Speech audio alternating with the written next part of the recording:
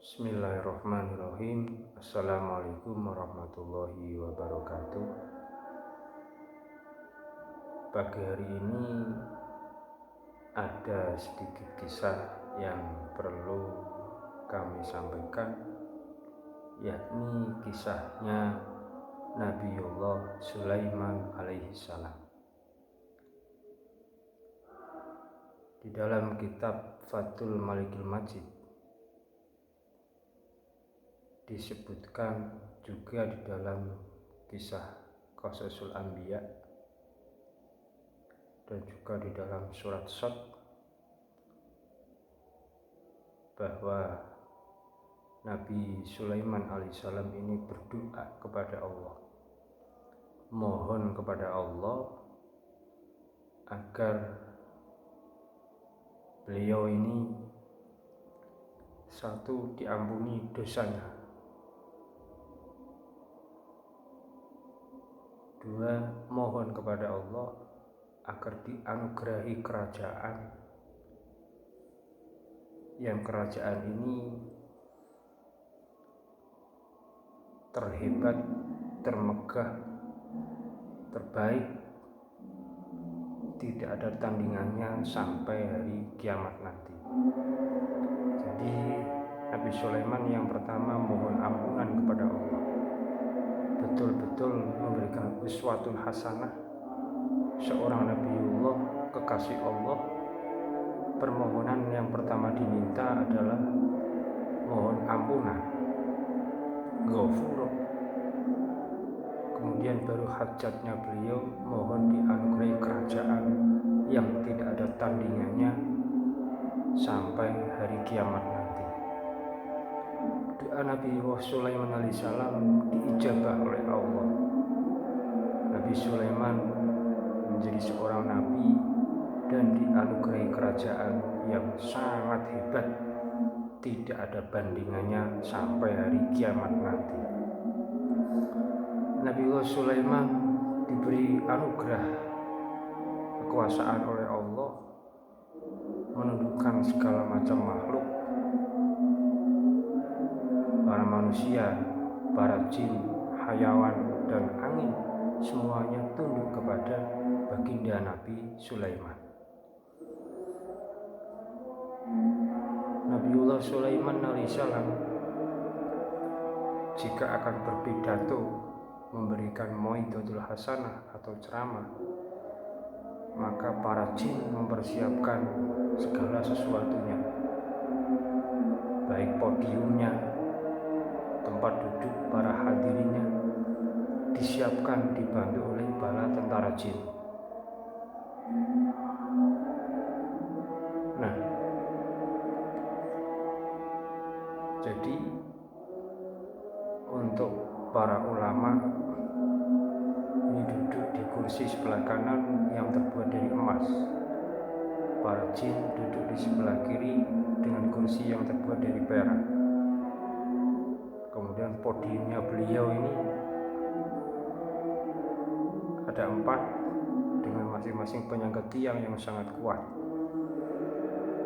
Bahkan di salah satu tiangnya ini ada yang bergambar harimau dan juga burung merak.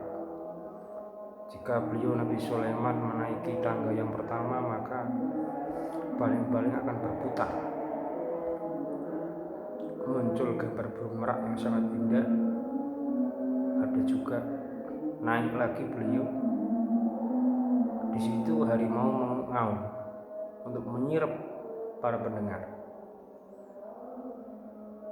Para burung-burung, semuanya jenis burung berada di angkasa, saling mengepakkan sayapnya untuk melindungi Nabi Sulaiman agar tidak kena panas terik matahari. Ketika beliau Nabi Sulaiman siap berpidato memberikan mau'izatul hasanah, maka burung Garuda terbang mengaturkan kitab Zabur kehadirat beliau.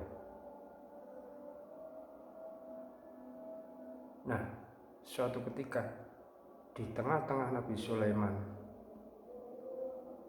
ini memberikan mau'izatul hasanah, Nabi Sulaiman alaihissalam bertanya, apakah semua makhluk yang ada di dunia ini sudah tunduk kepadaku?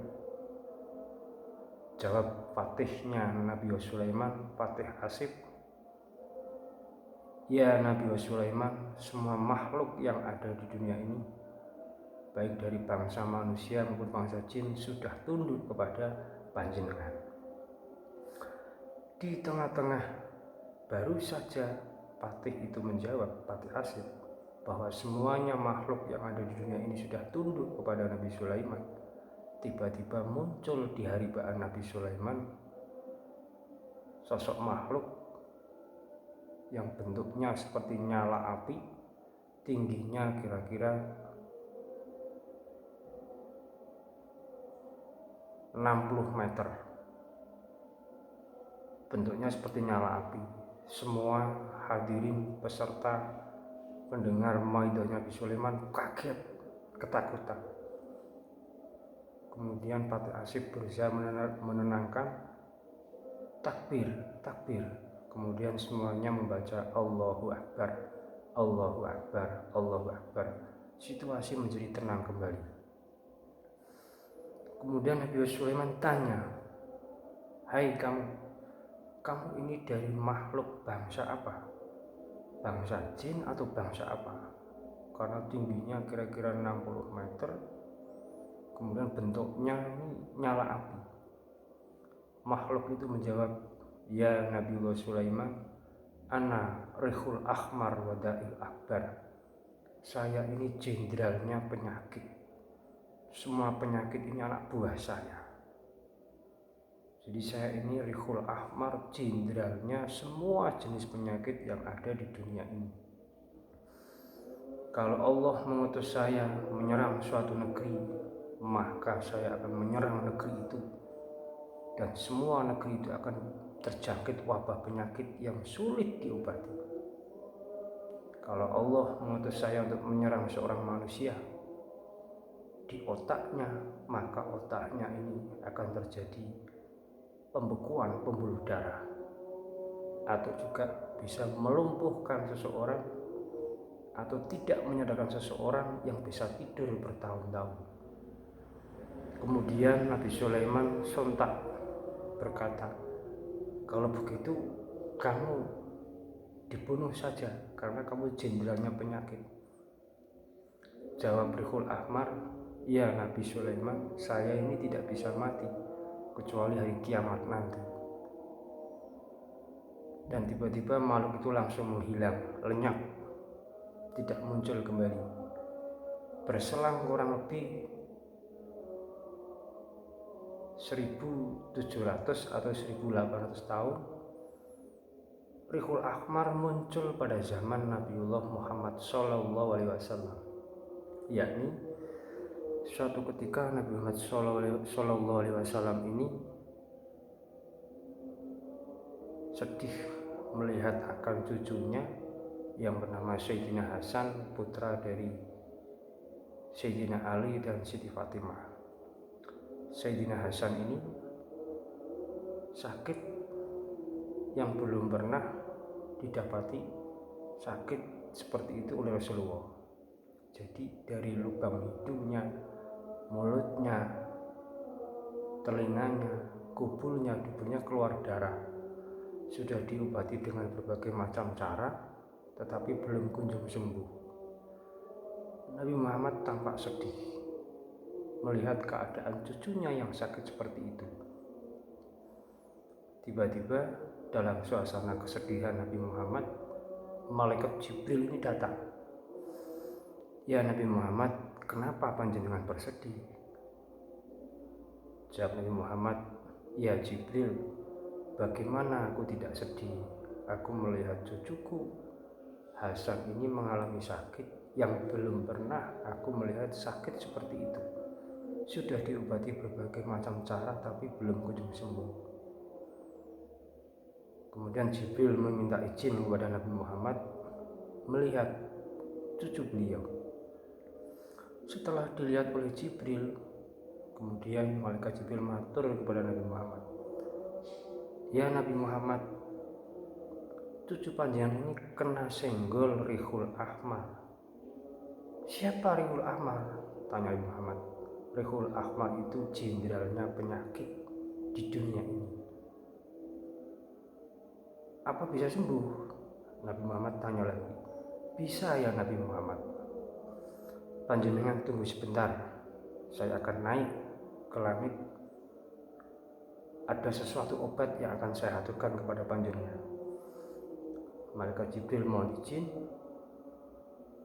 Kemudian tidak lama Malaikat Jibril datang kembali membawa doa yang sangat panjang.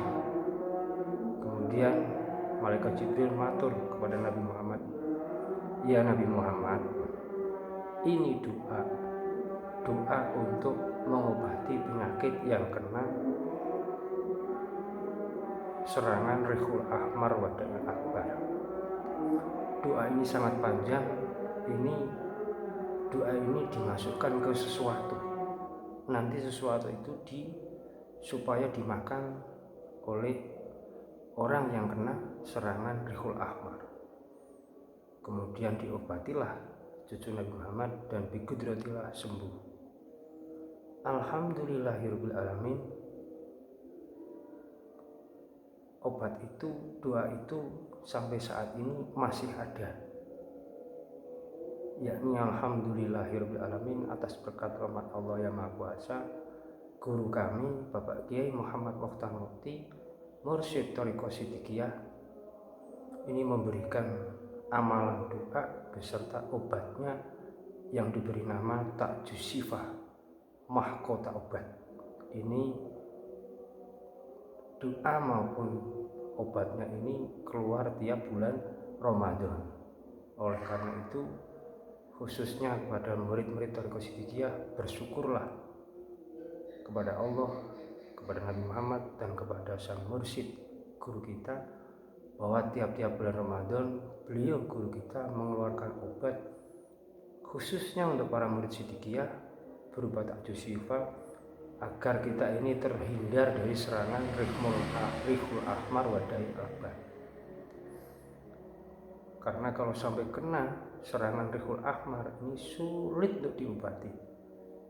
Ta'juz Shifaa ini masanya 1 tahun. Jadi setiap 1 tahun supaya makan obat Ta'juz Shifaa yang sudah diisi doa panjang pemberian